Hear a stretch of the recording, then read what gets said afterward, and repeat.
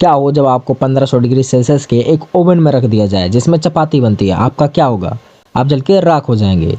लेकिन वहीं आपको अर्थ के एटमॉस्फेयर के सबसे बाहरी लेयर एक्सोस्फेयर में रख दिया जाए जिसका तापमान भी 1500 डिग्री सेल्सियस ही होता है, तो आप वहां पर फ्रीज हो जाएंगे बर्फ के तरीके से। सबसे पहले समझ लेते हैं टेम्परेचर होता क्या है। टेम्परेचर मीन्स पार्टिकल्स का मूवमेंट। जितना ही ज़्यादा पार्टिकल्स फास्ट मूवमेंट करेंगे उतना ही ज़्यादा उसका टेम्परेचर भी होगा। आप जान चुके हैं अर्थ के सबसे बाहरी लेयर को एक्सोस्फेयर बोला जाता है। वहाँ पर पार्टिकल्स जो होते हैं बहुत ही फास्टली मूव कर रहे होते हैं, जिसके कारण वहाँ पर तापमान जो होता है 1500 डिग्री सेल्सियस होता है। लेकिन वहाँ पर पार्टिकल्स बहुत ही कम मात्रा में होते हैं, जिसके कारण आपकी बॉडी से टकराएंगे ही नहीं और आपकी बॉडी का जो हीट होगा वो ट्रांसफ़र हो जाएगा और आप फ्रीज हो जाएंगे एक बर्फ़ की तरीके से। एक एग्जांपल से समझे तो स्टीम कम हीट होता है कि अपेक्षा बॉयल वाटर के, क्योंकि बॉयल वाटर में पार्टिकल्स जो होते हैं बहुत ज़्यादा होते हैं।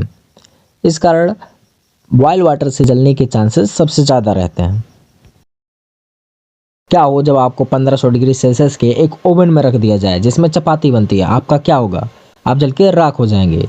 लेकिन वहीं आपको अर्थ के एटमॉस्फेयर के सबसे बाहरी लेयर एक्सोस्फेयर में रख दिया जाए जिसका तापमान भी 1500 डिग्री सेल्सियस ही होता है, तो आप वहाँ पर फ्रीज हो जाएंगे बर्फ के तरीके से। सबसे पहले समझ लेते हैं टेम्परेचर होता क्या है। टेम्परेचर मीन्स पार्टिकल्स का मूवमेंट। जितना ही ज़्यादा पार्टिकल्स फास्ट मूवमेंट करेंगे उतना ही ज़्यादा उसका टेम्परेचर भी होगा। आप जान चुके हैं अर्थ के सबसे बाहरी लेयर को एक्सोस्फेयर बोला जाता है। वहाँ पर पार्टिकल्स जो होते हैं बहुत ही फास्टली मूव कर रहे होते हैं, जिसके कारण वहाँ पर तापमान जो होता है 1500 डिग्री सेल्सियस होता है।